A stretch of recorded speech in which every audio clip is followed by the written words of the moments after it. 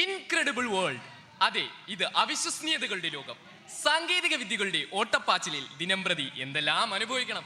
നിർമ്മിത ബുദ്ധികളുടെ വർത്തമാനകാലത്തിന്റെ ഇടവഴികളിലൂടെയും പെരുവഴികളിലൂടെയും ഒരു സഞ്ചാരം. നീല നിലവേ നിലവിനഴകേ താരവരികെ തിരിയും ചിരിയെ പാറി ഉയരാൻ ചിറകിലലയാൻ. പ്രിയപ്പെട്ടവളെ, ഈ പ്രണയദിനത്തിൽ നമ്മൾ എങ്ങോട്ടാണ് പോവേണ്ടത്?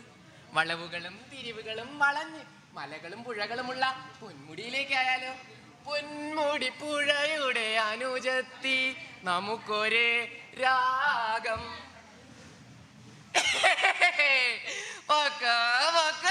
ഞാനാണ് ഈ ക്യാമറ. നിങ്ങളൊക്കെ ഏത് വഴിയിലൂടെ പോയാലും എന്റെ ക്യാമറ കണ്ണുകൾ നിങ്ങളെ നിരീക്ഷിച്ചു കൊണ്ടേയിരിക്കും. റോഡ് നിയമങ്ങളൊക്കെ കൃത്യമായി പാലിക്കുന്നുണ്ടോ എന്ന് അറിയണമല്ലോ. എന്നാലേ ആർട്ടിഫിഷ്യൽ ഇന്റലിജൻസ് എന്ന് മാത്രമല്ല, അങ്ങനെ ഇപ്പൊ സൂചിക്കണ്ട എന്നൊരർത്ഥം കൂടി ഉണ്ട്. ഡിങ്കിരി ഡിങ്കാലേ ഡിങ്കിരി ഡിങ്കിരി ഡിങ്കാലേ പോസ് പോസ്. വന്ന ഈ മാസത്തെ പെൻഷൻ വന്നെന്ന് തോന്നുന്നു. മണി ഓർഡറാണ് മക്കളെ. മണി ഓർഡർ അല്ല, നിങ്ങളെ മണി ഓടും. നിങ്ങളെ മോനെ ട്രാഫിക് നിയമം തെറ്റിച്ച് വണ്ടി ഓടിച്ചതിന് ക്യാമറ വഴി വന്ന ഫൈന 5000 രൂപ. പിടി. ഓ, ഈ ചെറുക്കനെ കൊണ്ട് വന്ന് വന്ന് ജീവിക്കാൻ വയ്യാണ്ടായി. നോക്കട്ടെ, അവന്റെ കൂടെ ഒരു പെണ്ണും ഉണ്ടല്ല. ഇതാര്? അവനങ്ങനെ വെറുതെ വിട്ടാ ശരിയാവൂല. എടാ സച്ചു, എടാ സച്ചു, ഇവിടെ വാടാ. എന്തിനാ കിടന്ന് രാവിലെ എന്നെ വിളിച്ചു കൂവുന്നേ? നീ ട്രാഫിക് നിയമം തെറ്റിച്ച് വണ്ടി ഓടിച്ചതിന് 7 ക്യാമറ വഴി വന്ന ഫൈനും പോട്ടയത്. സത്യം പറയണം. പെണ്ണ്, ദൈവമേ പണി പാളിയ. ഇവിടെ നോക്കട്ടെ. അയ്യോ, പെണ്ണാ എന്റെ കൂടെയാ? സത്യമായിട്ടും എനിക്കറിയത്തില്ല അച്ഛാ. അച്ഛാ, ഇത് പ്രേതമായിരിക്കും. ഞാൻ ഇന്നലെ ഫേസ്ബുക്കിൽ കണ്ട് ക്യാമറയിൽ മനുഷ്യരല്ലാത്ത പ്രേതങ്ങളെ പടവും മതിയോന്ന് ഇന്നത്തെ പത്രത്തിലും ഉണ്ടായിരുന്നു. സത്യമായിട്ടും എനിക്കറിയത്തില്ല അച്ഛാ, സത്യമായിട്ടും എനിക്കറിയത്തില്ല. എന്നെ മക്കളെ സമാധാനപ്പെടും. ഈശ്വരാ, എന്റെ കൊച്ചിനെ പ്രേതങ്ങളെ കയ്യിൽ നിന്ന് രക്ഷിക്കണേ. ക്യാമറയോടൊപ്പം ഞങ്ങളെപ്പോലുള്ള ന്യൂ ജനറേഷൻകാർക്ക് ഇതുപോലത്തെ പ്രേതകഥകളാണ് ആകെയുള്ള ആശ്വാസം. എനിക്ക് കിട്ടി. എനിക്ക് ഇനി ട്യൂഷന് പോണ്ട, ഹോംവർക്ക് ചെയ്യണ്ട, കാണാപ്പാട് പഠിക്കണ്ട. ഞാൻ ഇനി ഒരു പൊളി പൊളിക്കും എന്റെ മോഞ്ഞേ. എനിക്ക് കിട്ടി, എനിക്ക് കിട്ടി, എനിക്ക് കിട്ടി. വന്ന് വന്ന് ജീവിക്കാൻ വയ്യാതായി. നിങ്ങൾക്കറിയാമോ, MSc ഫിസിക്സിന് ഫസ്റ്റ് റാങ്ക് വാങ്ങിയാ ഞാൻ പാസ്സായത്. പോകാത്ത ഇന്റർവ്യൂകളില്ല, എഴുതാത്ത ടെസ്റ്റുകളില്ല.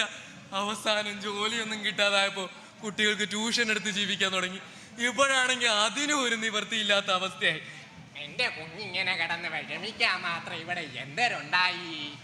ഇപ്പൊ ഒരു സാധനം വന്നിട്ടുണ്ടമ്മേ, ChatGPT.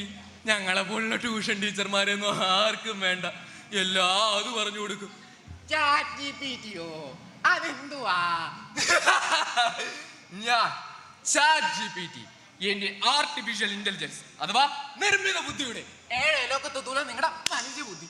നിങ്ങൾ ചോദിക്കുന്ന ചോദ്യങ്ങൾക്ക് ഉത്തരം പറയാന്നത് മാത്രമല്ല, വേണമെങ്കിൽ പരീക്ഷ എഴുതി പാസ്സായി കൊടുക്കും. നിങ്ങൾക്ക് വേണ്ട കഥ, കവിത, പ്രബന്ധ, ലേഖനം, ചപ്പ് ചവർ പുഷല്ല ഞാൻ നിങ്ങൾക്ക് എഴുതരും. മോണാക്ടിന്റെ സ്ക്രിപ്റ്റോ അതും ഞാൻ എഴുതരാം. ഈ ലോകത്ത് എനിക്ക് ചെയ്യാൻ പറ്റാത്തതായിട്ട് ഒന്നുമില്ല. കാരണം ഇനി വരാൻ പോകുന്ന ലോകം നിയന്ത്രിക്കുന്നത് ഞാനായിരിക്കും. ChatGPT. പ്രശസ്ത കവി ഭട്ടംബീട്ടു ഇത്തവണത്തെ തെക്കേടുതമ്മ കവിത പുരസ്കാരം എന്റെ കടമെടുത്ത കവിതകൾ എന്ന കവിതാ സമാരത്തിനാണ്. സത്യം പറ, ഞാൻ എവിടെ നാടാ കവിത അടിക്കുന്നത്? അയ്യോ അണ്ണ അടിക്കല്ലേ അണ്ണ, ഞാൻ സത്യം പറയാം. ഞാൻ ChatGPT എടുത്ത് ഒരു കവിത ചോദിച്ചു, അത് തന്ന് വീണ്ടും ചോദിച്ചു, വീണ്ടും തന്ന്, അങ്ങനെ തന്നുകൊണ്ടേയിരുന്നു. അങ്ങനെ ഉണ്ടായതാണ് എന്റെ കടമെടുത്ത കവിതകൾ. ഇനിയെങ്കിലും വല്ല സ്വന്തമായിട്ട് എഴുതാ. നിന്നെ പോലുള്ളവന്മാരെ കാരണം ഇവിടെ യഥാർത്ഥ എഴുത്തുകാരന്മാർക്ക് ജീവിക്കാൻ വയ്യ. സത്യമായിട്ട് ഞാൻ ഇനി സ്വന്തമായിട്ട് എഴുതിക്കൊള്ളാൻ. സത്യം.